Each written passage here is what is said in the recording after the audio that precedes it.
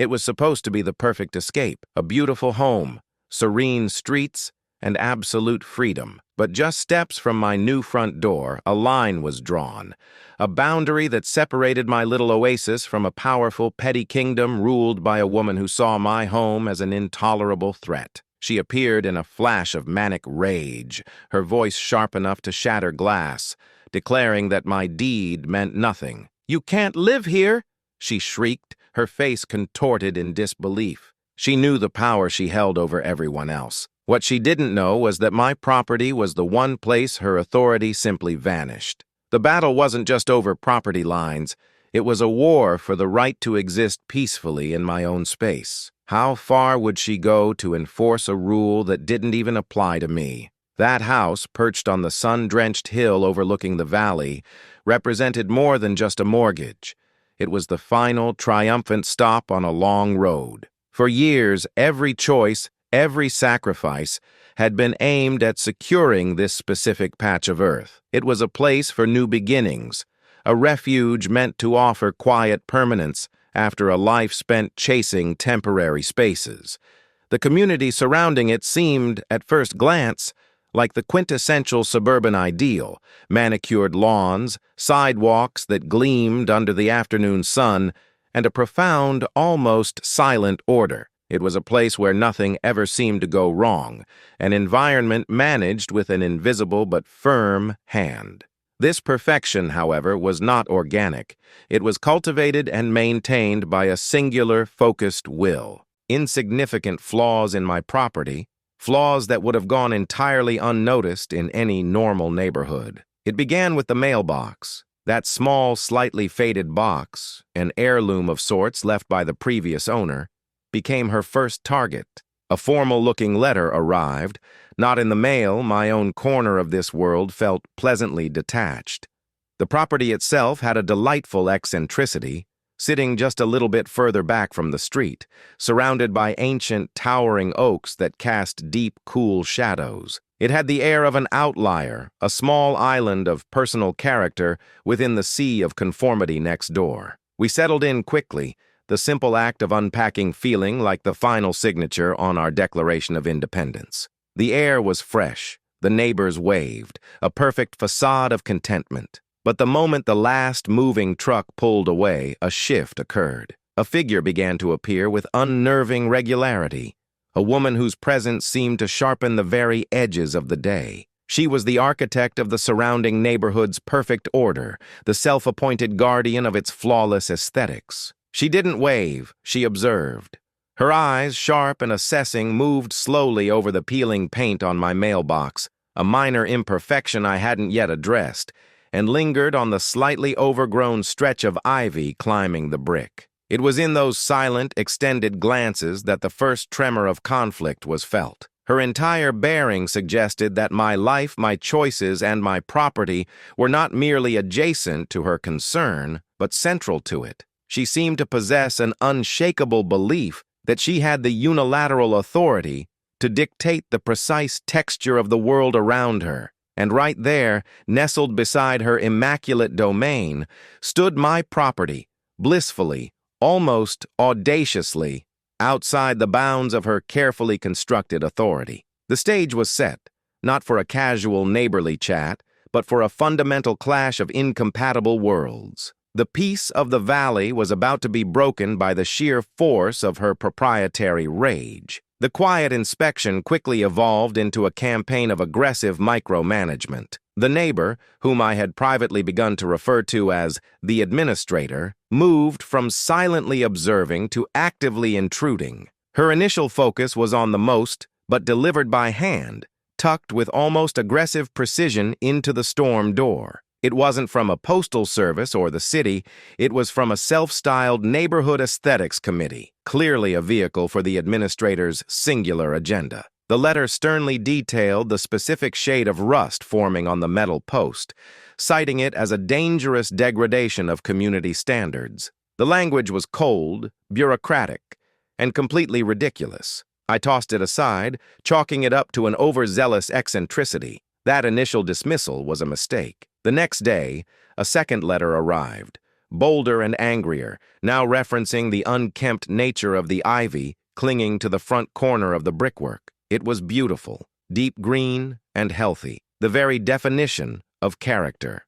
To the administrator, however, it was an invasive weed, threatening the structural integrity of the neighborhood's unified architectural vision.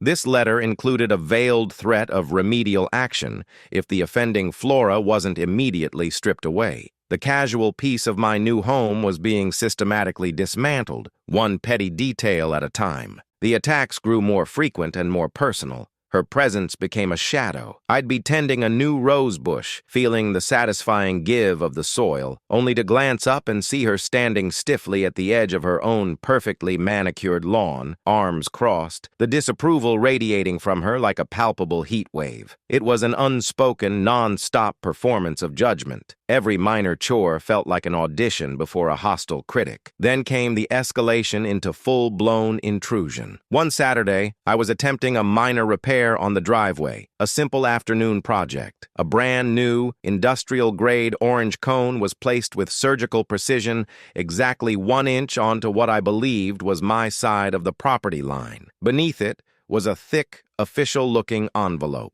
Inside, I found a printout of an aerial map, crudely annotated in red marker, showing the precise location of the asphalt repair relative to the boundary. The accompanying letter declared that any exterior modification affecting the visual harmony required prior architectural review. The absurdity was breathtaking. She was attempting to fine me for patching a crack in my own driveway. The true chilling realization came when I examined the fine print on these documents. Every threat, every demand referenced rules and covenants that were, in her mind, unbreakable law. She had a genuine, terrifying conviction that her authority extended over every square foot of land visible from her windows. The tension was no longer merely annoying. It was suffocating. I felt the walls closing in, not from debt or disaster, but from the relentless pressure of one person's tyrannical need for control. The simple act of living in my own home was becoming an act of civil disobedience. Burning sense of injustice, a raw frustration fueled by the sheer pettiness of her power play. I had bought this house to find freedom, and instead, I had purchased a one-way ticket into a relentless, exhausting neighborhood war. I needed to understand the weapon she was using against me. I needed to see the boundaries of her kingdom. That night, hunched over my laptop, I began to deep dive into the local property records, the legal history of the community, and the dreaded Homeowners Association HOA documentation. The community next door, the one she ruled with an iron fist, was a dense thicket of rules, dues, and restrictions. It was a perfectly designed cage. I sifted through hundreds of pages of decades-old covenants, searching for the precise language that granted her the power to target me. I needed to find the source of her legal right to interfere, the contract that bound me to her will. But the more I read, the more an extraordinary, almost unbelievable fact began to emerge. The documents governing her community were meticulous, but they kept stopping just short of my address. There was a consistent, subtle omission. I cross-referenced the property maps, overlaying my deed against the official plats of her development. I ran boundary searches, confirmed survey markers,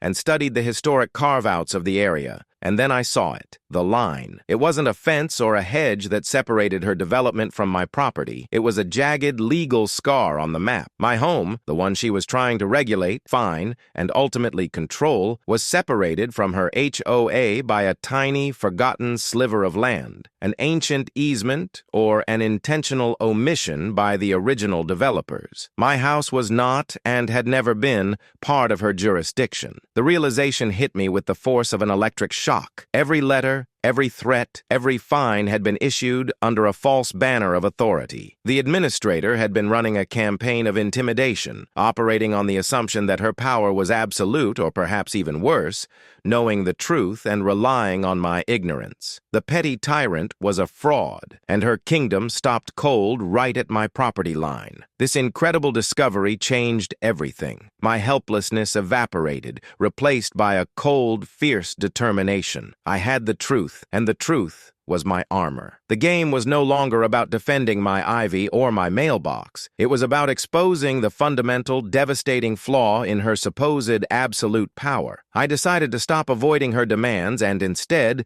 to lean into the confrontation. The next move would be mine, and it would be designed to force her hand, compelling her to take a final public action that would expose her lack of authority once and for all. What form that final brazen provocation would take was the only question left. The decision to force the final confrontation was not made out of simple anger, but out of a cold, clear strategy. The administrator needed to be challenged publicly, and her assumed power needed to be tested under the light of scrutiny. I decided to give her exactly what she wanted: a visible, undeniable transgression that she could not ignore, one that would force her to act on her fraudulent authority. The ultimate offense, the final piece of bait, was an outbuilding. Not a shed, which might have been defensible, but a small, vibrant, bright magenta gazebo, placed with meticulous care exactly 3 feet inside my official property line. It was an aesthetic declaration of war, a splash of deliberate, flamboyant chaos against the backdrop of her meticulously controlled, beige and taupe dominion. The permit process was flawless, the construction legal and compliant with all county codes. The only rule it broke was the administrator's unwritten, deeply held belief that everything visible from her window should be submitted to her aesthetic approval. The day the foundation was poured, her surveillance went into overdrive. Her car, previously a phantom, became a fixture parked across the street, an observation post for her growing fury. Workers noted her frantic phone calls and the sharp, pointed glare she sent across the construction site. She was gathering her forces, preparing for the decisive strike, certain that she possessed the ultimate legal hammer to crush this audacious rebellion. The magenta gazebo was completed under a week. It was glorious, ridiculous, and undeniably mine. Within hours of the last nail being driven, the final, most terrifying envelope arrived. This time it wasn't a warning. It was a formal cease and desist order, accompanied by a notice of a staggering, prohibitive fine. The language was venomous, accusing me of willful violation, destruction of community harmony, and most ominously, demanding the immediate demolition of the structure. The document was signed, not by a committee, but by her, in her full capacity as the HOA president. It was her signature, her authority, on the line. She had committed her personal reputation and the HOA's legal standing to the fight. The confrontation was scheduled for the monthly HOA board meeting, held in the community's multi-purpose room, a space usually reserved for book clubs and seasonal potlucks. I wasn't required to attend, but I insisted, dispatching a formal RSVP that indicated I would be addressing the board regarding a matter of jurisdictional boundary. The room was packed. The residents, usually silent observers, were buzzing with nervous curiosity. They were weary of the administrator's iron rule, but terrified to speak out. They saw me as either a fool marching to their own financial execution, or perhaps a glimmer of hope. The administrator arrived with an air of controlled fury, dressed in a sharp, business-like suit that underscored her belief in her own legal authority. She opened the meeting by addressing my case immediately, skipping the usual procedural pleasantries. Her voice, usually a tight, low hiss, was amplified by the microphone, giving her words the ring of absolute law. She painted me as an antagonist, a reckless outsider who had deliberately flouted the sacred covenants that protected their property values and way of life. She detailed the unacceptable color of the gazebo, the unauthorized construction, and the punitive fine I was required to pay, culminating in the demand for the immediate structural removal. When she finished, she pointed directly at me, her eyes burning with righteous anger. "Do you deny these violations?" she demanded, expecting a groveling plea or a weak defense of my aesthetic choices. I rose slowly. I did not address the gazebo. I did not mention the color. I pulled a single, carefully folded packet of documents from my bag and walked directly to the board table, not addressing the administrator, but the silent, nervous faces faces of the other board members. "I am not here to deny the existence of a structure on my land," I stated calmly, my voice steady against the tense silence of the room. "I am here to demonstrate the fundamental, catastrophic lack of authority under which this entire action has been brought." I placed the packet onto the table. It contained 3 documents: the official county survey plat, clearly demarcating the line between the HOA development and my property, the original deed, confirming the fee simple ownership and the lack of any associated HOA riders, and a detailed, highlighted copy of the HOA's own governing covenants, with the clause defining the boundaries of their jurisdiction meticulously underlined. "Madam President," I continued, using the title with deliberate sterile formality, "your jurisdiction ends precisely at the property line running parallel to the old oak tree. My mailbox, my driveway patch, and my newly constructed magenta gazebo are all located indisputably outside that boundary." I paused, letting the silence hang heavy. The board members leaned forward, their faces shifting from confusion to dawning, horrified comprehension as they scanned the maps. "Every letter, every fine, and this latest demolition order," I concluded, gesturing to the cease and desist, "is based on an authority that does not exist. You have been attempting to enforce rules on a property that is legally, contractually, and historically exempt from your control." The administrator's face went white. The blood drained from her expression, leaving a stark, shocking mask of disbelief. The control she had maintained for years, the legalistic armor she wore, shattered in an instant. The revelation, backed by irrefutable public documents, hit her like a physical blow. Her power, the very foundation of her identity in that community, was publicly exposed as a sham. The quiet murmurs of the room swelled into an undeniable wave of noise. Residents began pointing, whispering, and looking at the board, then back at her. The administrator, seeing her kingdom dissolving around her, couldn't process the defeat. The years of unchecked power, the unchallenged pettiness, all culminated in a single, explosive instant. She lunged forward, slamming her hands onto the table, overturning a pitcher of water in the process. The microphone squealed with feedback. Her face contorted, her eyes wide with a combination of rage and true, panicked terror. She wasn't just losing a battle, she was losing her entire sense of self. "You lie!" she screamed, her voice piercing and ragged. She seized the stack of documents, scrunching the official survey maps into a useless ball. "This is a deception! You cannot escape the community! You can't live here! That was the line!" The shocking, raw, emotionally unhinged moment teased in the title. She wasn't arguing law anymore. She was arguing existence. Her carefully constructed facade of legal authority had completely collapsed, leaving only raw, exposed, tyrannical ego screaming into a crowded room. The board members were frozen, the residents stunned into horrified silence. She was finally, publicly, completely undone. The image of her, wild-eyed and raging over a magenta gazebo that she had no right to touch, was burned into the memory of every person in that room. Her reign of terror had just ended, not with a whimper,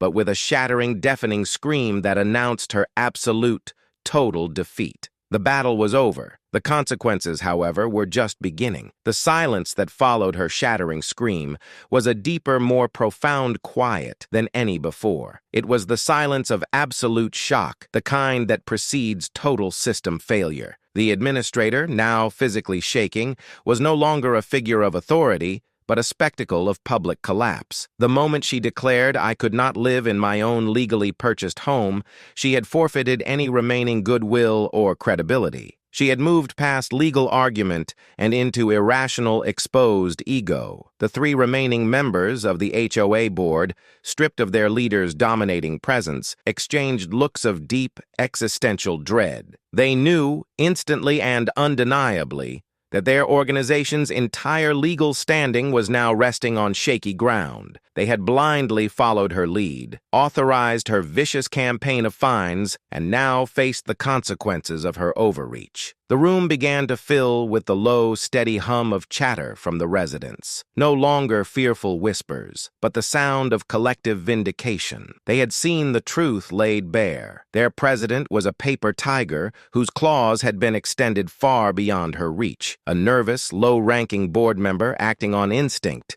declared an immediate emergency executive session, hustling the other two members and the crumpled documents into a small back office. The administrator was left standing alone, rigid and incandescent with impotent fury, before being quietly, firmly, ushered out of the meeting room by a supportive yet clearly embarrassed companion. Her abrupt, silent exit, a stark contrast to her grand entrance, marked the true end of her reign. The next morning, the official communication arrived. It was terse, bureaucratic, and utterly devoid of apology. It stated that the cease and desist order and all associated fines regarding the gazebo and previous property modifications were nullified, voided, and withdrawn, citing a review of jurisdictional boundaries. The administrator's signature was conspicuously absent. The victory was quiet, legal, and absolute. The magenta gazebo stood, not as a point of contention, but as a monument to the fragility of unchecked petty power. The aftermath was a study in community transformation. The initial sense of freedom felt strange,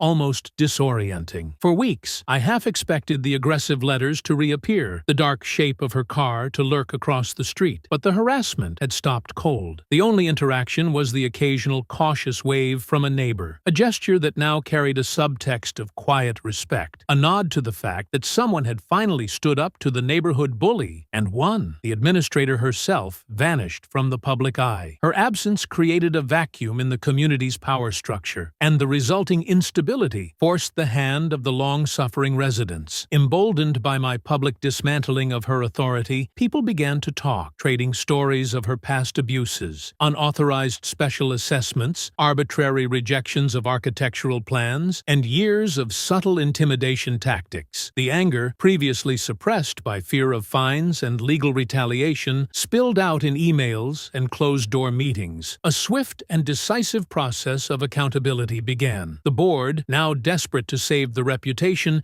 and legal standing of the HOA itself, launched an internal investigation. It was a humiliating reckoning. The investigation revealed numerous instances where the administrator had overstepped, misinterpreted rules to punish personal enemies, and issued fines without proper majority vote or documented cause. Her entire system of control was revealed to be less about property values and more about personal ego gratification. Within the month, she was formally and unanimously removed from her position. The title she had wielded like a weapon was stripped away, leaving her merely the neighbor living in the beautiful beige house next door. A neighbor who had attempted to illegally seize control of a parcel of land and failed catastrophically. The greatest consequence for her was the loss of status, the public exposure of her powerlessness, and the lasting, inescapable judgment of the very community she had sought to dominate. For me, the victory brought more than just the right to keep a brightly colored outbuilding. It brought a profound sense of self-reclamation. I had purchased a house to find peace, but I had unexpectedly found the fierce conviction that comes from defending one's boundaries. The house was finally mine, truly mine, because its ownership had been tested by fire and declared sovereign. The magenta gazebo became a landmark. It was absurd, unconventional, and a constant visible reminder that authority must be earned through legitimacy, not seized through intimidation. The community itself underwent a quiet, necessary revolution. New board members were elected, pushing for transparency and a return to the foundational purpose of the HOA, not control, but community support. They looked to their property lines with new respect, understanding the sacred nature of what belongs to oneself. The long-term impact transcended the dispute itself. It became a powerful lesson about the nature of pettiness in a structured environment. HOA disputes and neighborhood dramas like them aren't usually about the grass height or the mailbox color. They are about the human desire for control, the abuse of small, localized power, and the willingness of individuals to sacrifice freedom for the illusion of order. The administrator's downfall was a stark illustration that power exercised without legitimate authority is nothing more than noise. My house, sitting precisely on that imaginary boundary line, now felt less like a refuge and more like a fortress of principle. It taught me that sometimes the only way to stop a bully is to force them to use the full weight of their authority, knowing that their authority is a ghost. The entire episode solidified a truth often forgotten in the rush of life. The true value of your property is defined not just by the deed you hold, but by the immovable boundary you are willing to defend. So the next time you feel the pressure of unnecessary rules or the sharp edge of petty control creeping into your life, remember the magenta gazebo. Remember the line, "Are you absolutely certain you know where the boundary of their authority truly ends?" Because sometimes the most satisfying victory is found exactly 2 feet outside their jurisdiction.